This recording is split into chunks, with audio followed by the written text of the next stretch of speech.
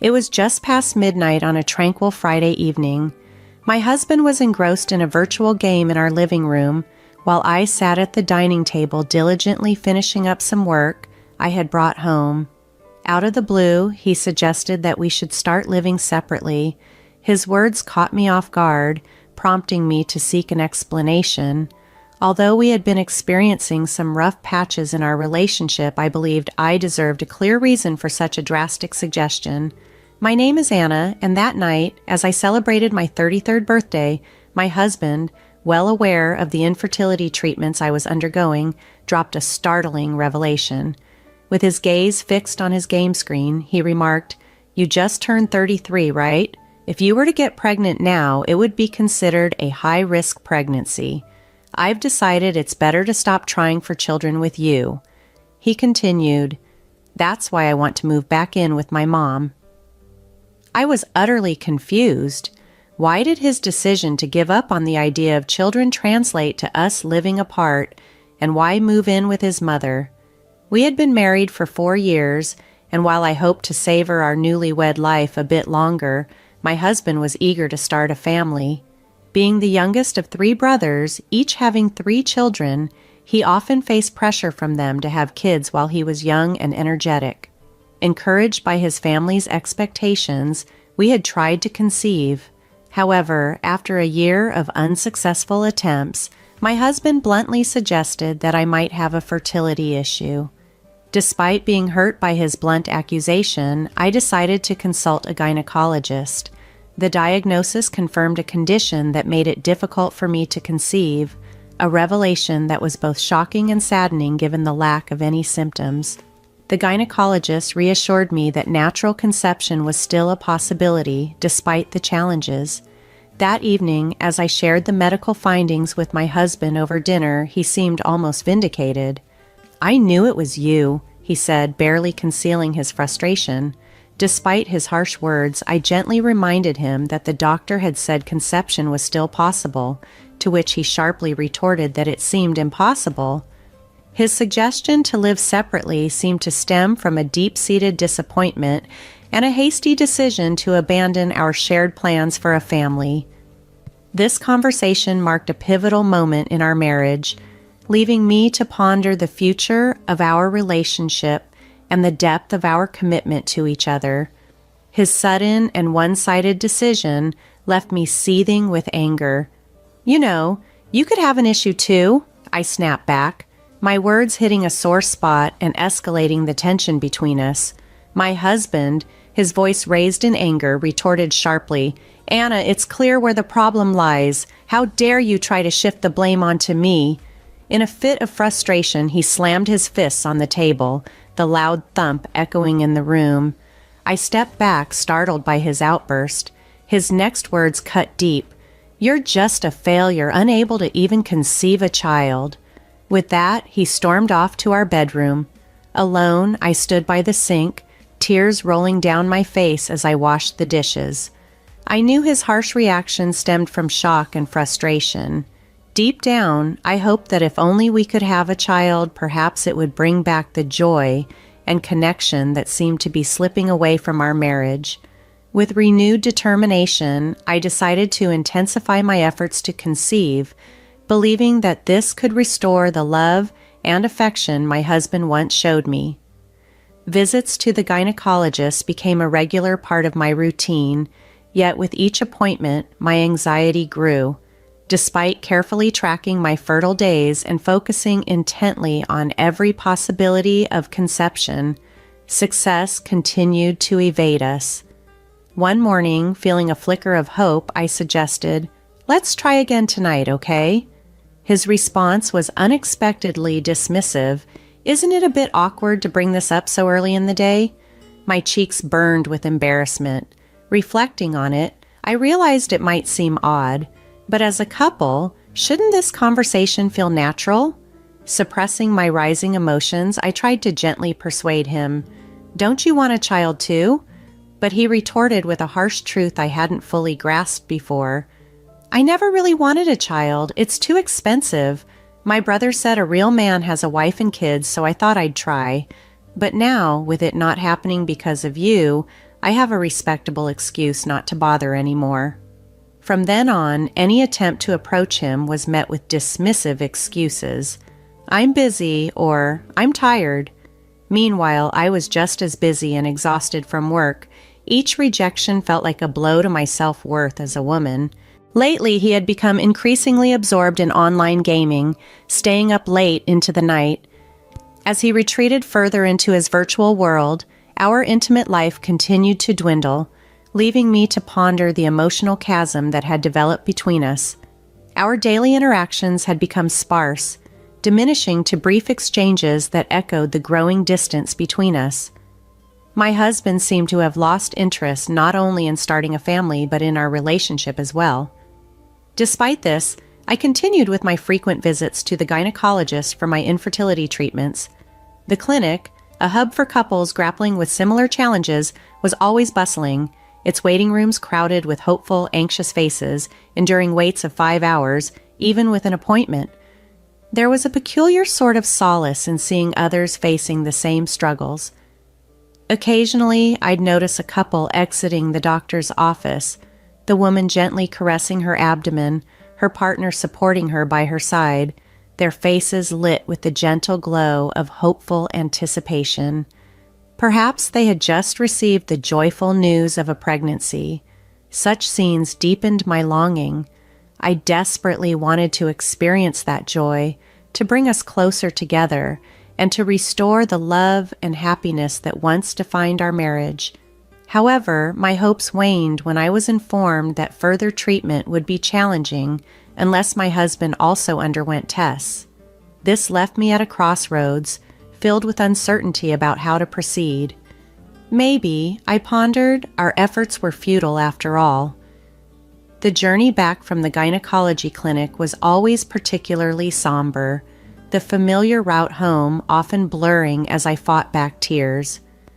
One day, as I stepped out onto the main road, my sorrowful reverie was abruptly interrupted by an unexpected sight. An elderly woman dressed in flamboyant, brightly colored attire, her face boldly made up. At first, I hardly recognized her, but there was something strangely familiar about her presence. Could it be? Despite living in the same city, my path seldom crossed with my mother-in-law's, and this vibrant figure bore little resemblance to the conservative, subdued woman I remembered. Yet, the distinctive mole on her cheek was unmistakable. My mother-in-law had undergone a dramatic transformation, embracing a style that contrasted sharply with her usual modesty, catching me entirely off guard. I melted back into the crowd, silently watching her from a distance.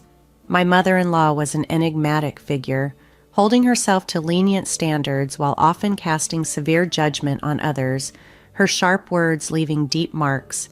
Witnessing her unexpected transformation in such public splendor was a bewildering spectacle that momentarily distracted me from my troubles.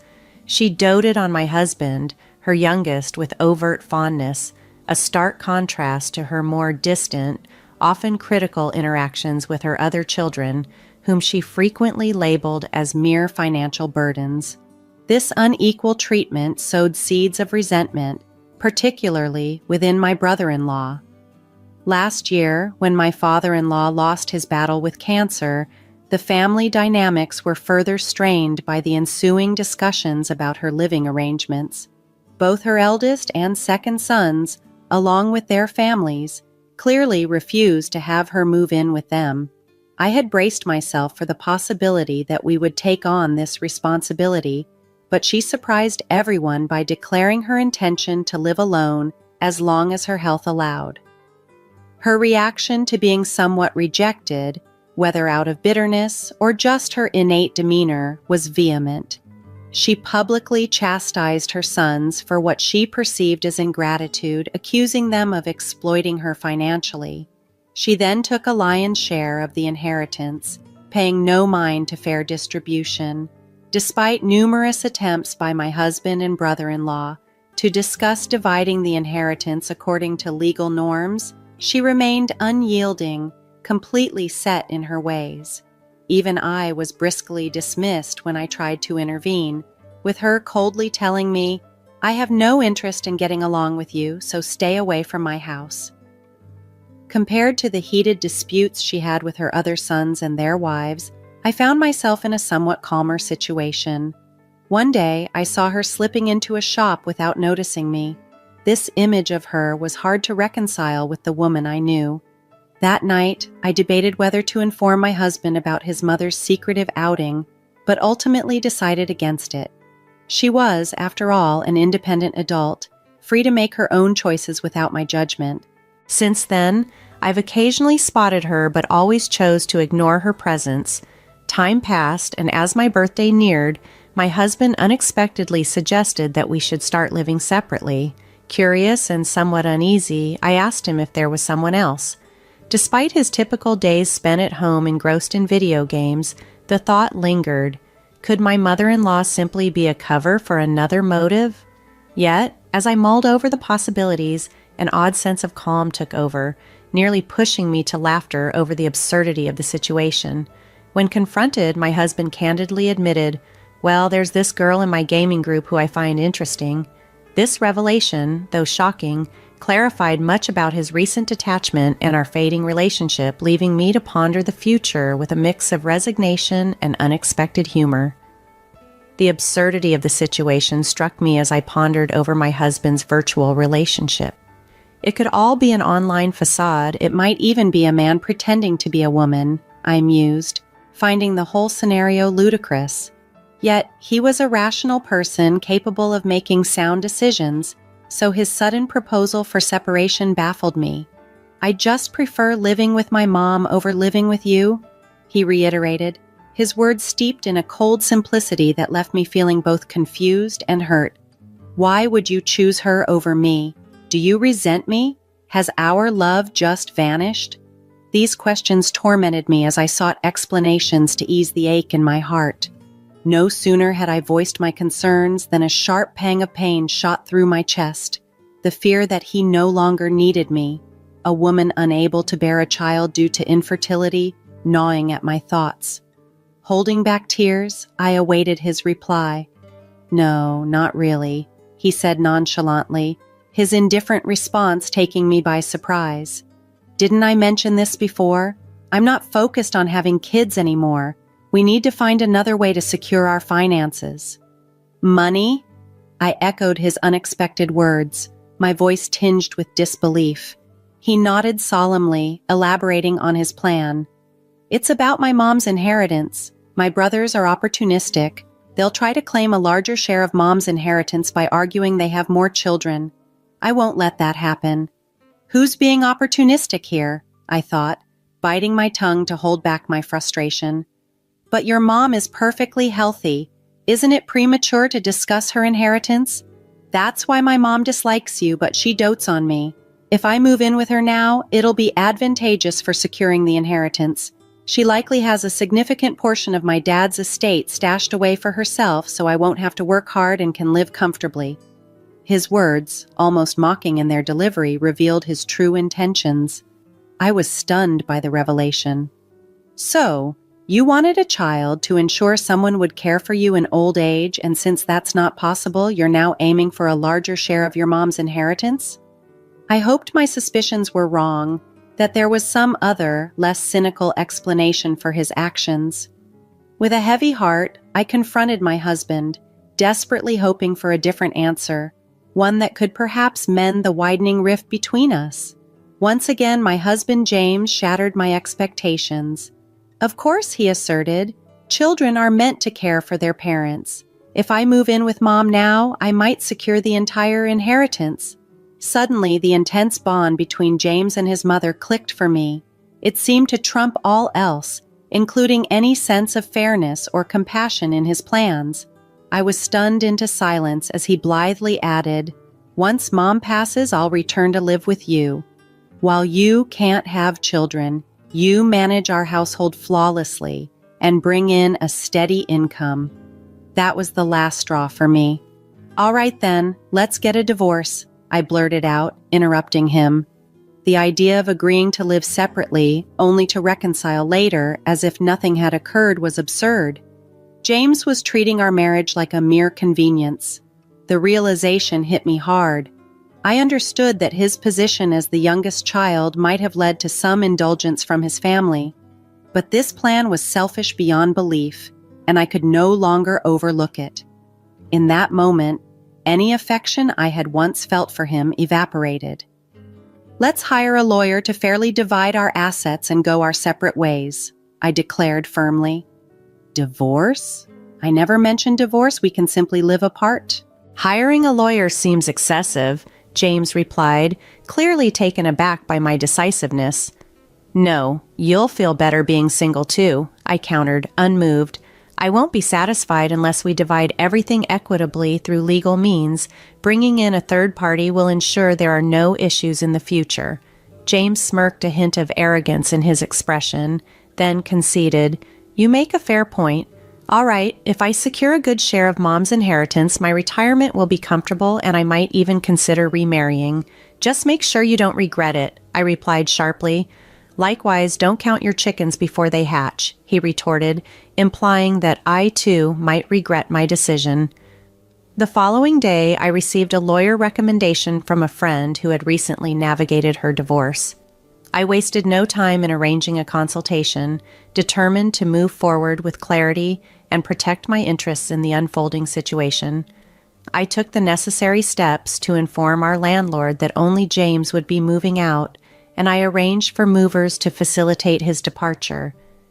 As I was organizing these details, I overheard James on the phone with his mother, excitedly discussing his plans to move in with her and take up his responsibilities as her son. It struck me how he had broached the topic of separation with me without even ensuring his mother was on board, though he assured her that she was thrilled at the prospect of living together. Surprisingly, as we moved forward with the divorce proceedings, things progressed quickly. Originally, we had planned for an even split of our assets, but my skilled lawyer managed to secure 80% of the assets for me. Given James's selfish motivations for our separation, I felt no qualms about claiming this larger share.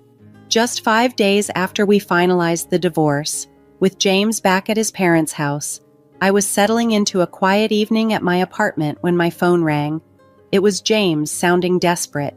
"Please help me. Let's get married again," he pleaded. He then confessed that there was no inheritance left. His mother had squandered everything on lavish trips to strip clubs.